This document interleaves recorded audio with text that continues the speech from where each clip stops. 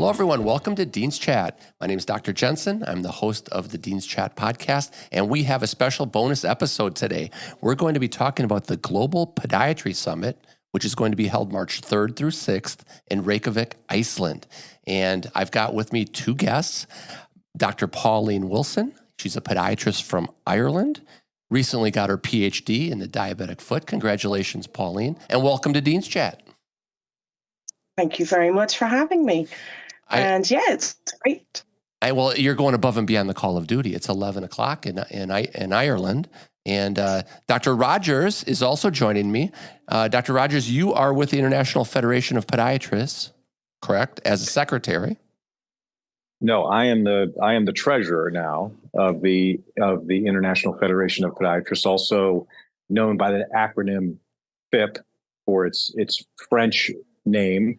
But yes, the International Federation of Podiatrists is the host of the Global Podiatry Summit, which is a biennial meeting. It just happened to not have taken place 2 years ago because of COVID, but it is a meeting that occurs every 2 years. Oh, very good. Thank you. Now, I was going to comment on my dress. I'm getting ready for Iceland, right? I got my vest on and everything. And then I see, what are you wearing? What are you donning there? Listen, Jeff, when I've been on this show now already 3 times, I feel like you've told me to be comfortable every time that I join. It's like a fireside chat.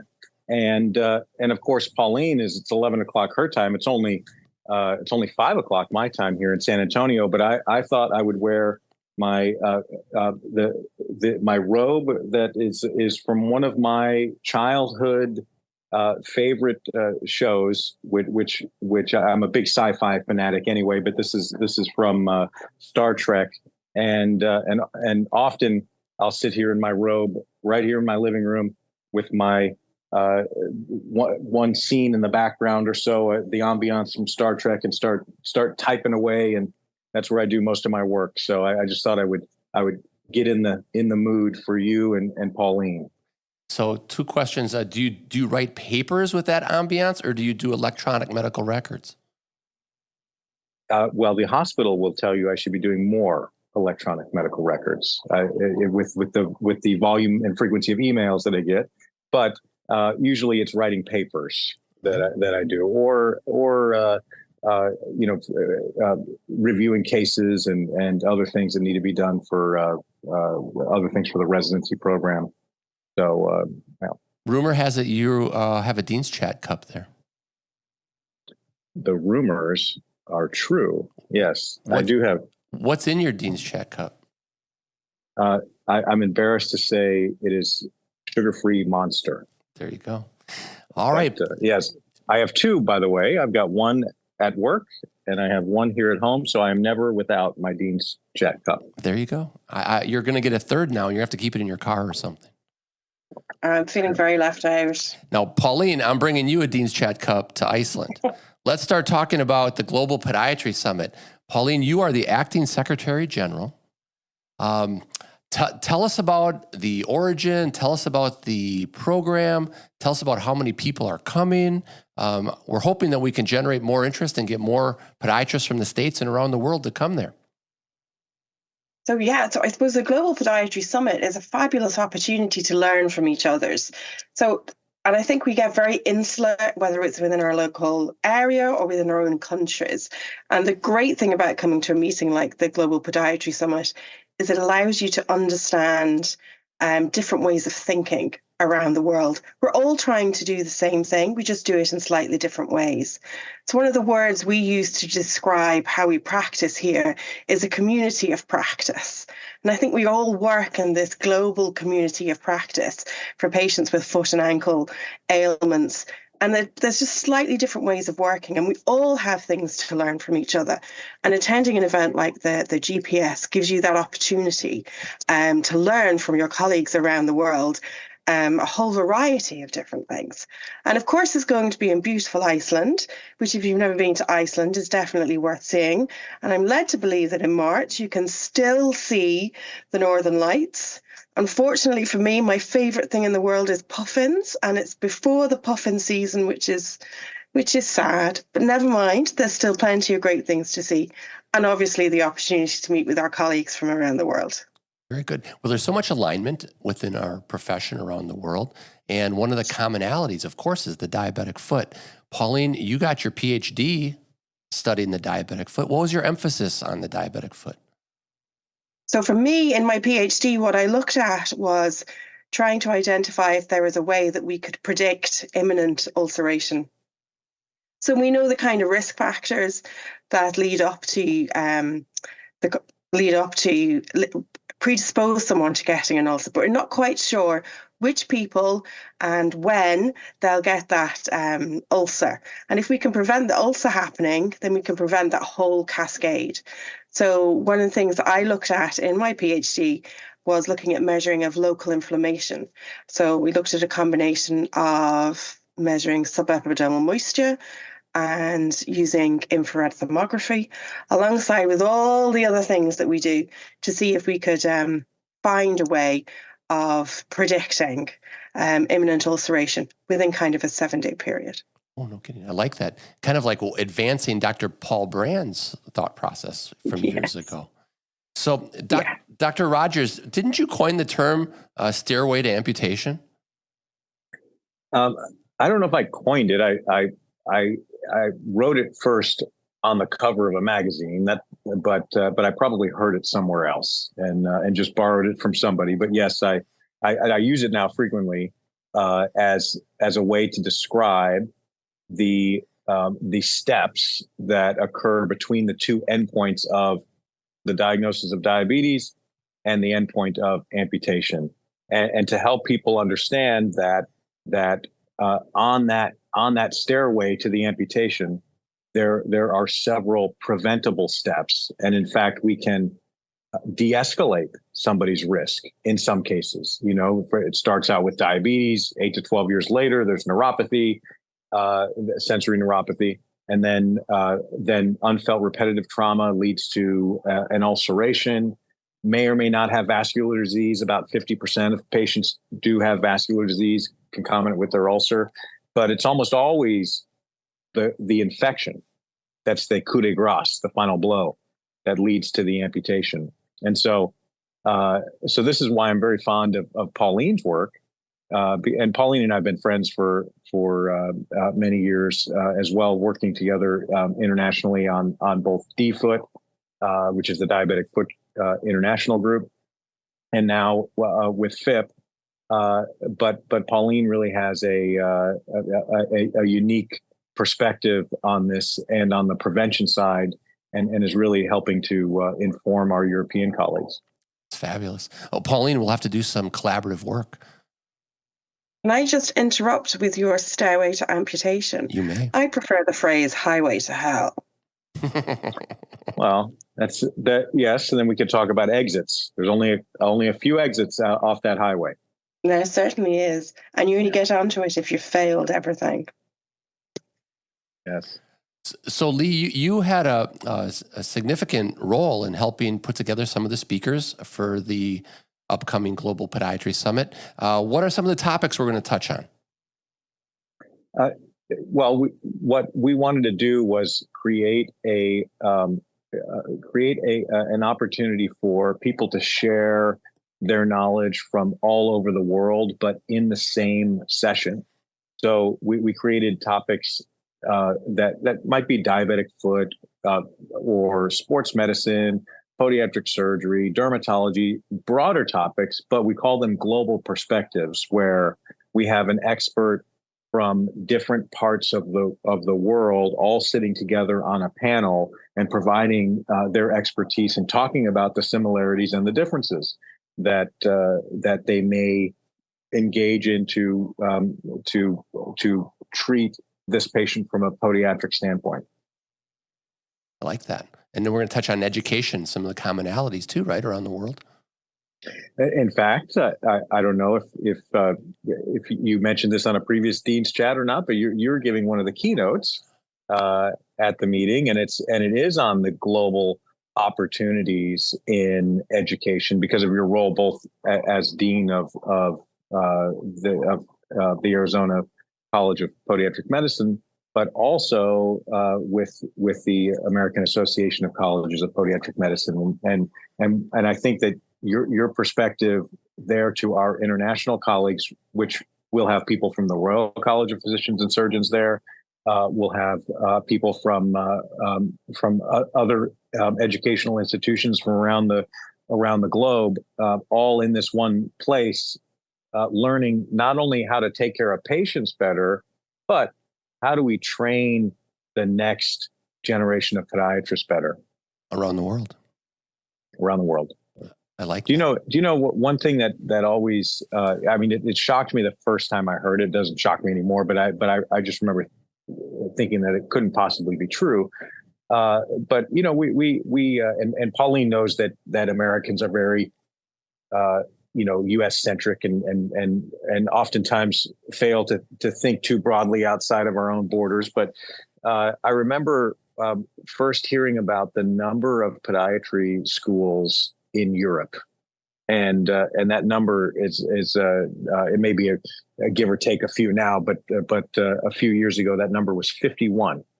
There's 51 either universities, colleges, or schools, because they have different levels of education and training, but there are 51 different programs in Europe alone for podiatry, and I remember thinking, about us. We at that time we had 9. We now have 11. But you look at where we sit in the global community, and what is our role in the global community, and how can we improve everyone's education? Absolutely, it's going to be a phenomenal environment to share ideas and experiences, and kind of carve out a path for the future. I like that. Pauline, when it comes to Iceland, what can the docs and podiatrists from around the world look forward to when they come to Iceland outside of the meeting? There's lots of other things to do too, right? Yeah, I know then that there's lots of things that are going on as part of the program. So there's cultural activities happening before and after the program. And if you wanted to bring a significant other with you, they can also take part in those opportunities as well. I suppose one of the things that I'm working on with a colleague from Germany is on the second morning, we're going to go for a little stroll in the cold. So bring your sweaters for a little stroll across the, I want to say promenade, but I'm quite sure it's not a promenade, in Reykjavik, to look at some of the amazing sculptures that they have before the Congress actually starts. And at this point, this is our opportunity to meet with our global colleagues to learn more than just scientific knowledge. What we also need as a global community of podiatrists is we need to know how to lead better, and we've much to learn. There's a lot of work that's happened in countries across Europe. I'm thinking of the Finnish model and some of the work that's gone on in Belgium before, even some of the work we've done in Ireland in the last 20 years about pushing the profession forward. And there's definitely lots that can be learned from each other in that area as well. And of course, professionally, how do we develop our profession? These are things how we build our network. And as you already alluded to, the research collaboration that happens when you work across countries and across continents is absolutely phenomenal. Lee and I worked on a document a few years ago called the Point Project, where we came together using our networks to produce a document on global standards for diabetic foot disease, which wouldn't have been possible if we hadn't come together as that global network of podiatrists, so that no one country or even no one continent owns the knowledge. It's definitely shared. So there's so many opportunities. Yeah, you hit on a great topic there, the leadership, right? Doing the right thing. And then once you do the right things, we have to manage it and do things right? So that's fantastic. My wife's coming with me. We also signed up for one of the lava tours. That's on my list too. Is it? All right. That sounds good. What's the food like in Iceland? Well, apart from the fact they eat puffins, which is wrong. I've been to Iceland many times, and I'll say that I've had the best thing, one of the best things I've ever eaten in my life in Iceland, and I've also had the worst thing I've ever eaten in my life in Iceland. And I don't know if I should say what they are, and maybe I should just let people figure it out when they get there. I mean, you can probably figure out what the worst is. It's notorious in Iceland. This thing that's really it's considered a delicacy, but I mean, I'm really it's not a delicacy that I would partake in twice. So I did try it, and that was it. Do you know what I'm talking about, Jeff? Have you heard of this? No. All right, I'll tell you this. I'll leave you with the worst thing, and you can figure out the best thing when you get there. The worst thing, fermented shark. I was going to say, is it the fermented shark? Yes, fermented shark. So this is the Greenland shark. Okay. That is it's the oldest vertebrate on the planet. It lives to be about 500 years old, and I think that if anything lives to be 500 years, you probably shouldn't eat it. But this shark does not have any kidneys, and so its meat is toxic, and they have to, after it's caught, it has to be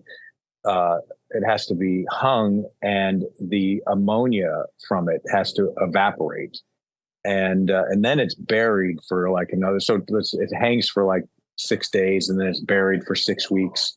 Or vice versa. I forget exactly which one it is, but but then when you finally get it, it's a tiny little cube that has the consistency of cheese. But as soon as they open it, the entire restaurant smells, and I'm gonna find some for you, Jeff, when we're there, and we'll do this we're gonna get a video of this for Dean's Chat. I figured we could deep fry anything, but maybe that's not true. I mean, if you wrap it in bacon, that would be one American response, I think, to make it taste better. But well, I'll tell you what, I am so looking forward to the trip, and it's down. It's almost February, right? And can people sign up? I mean, when is the optimal time? Obviously, sooner the better, right? Well, I'll say this: that we've made the conference very reasonable from the standpoint of registration fees.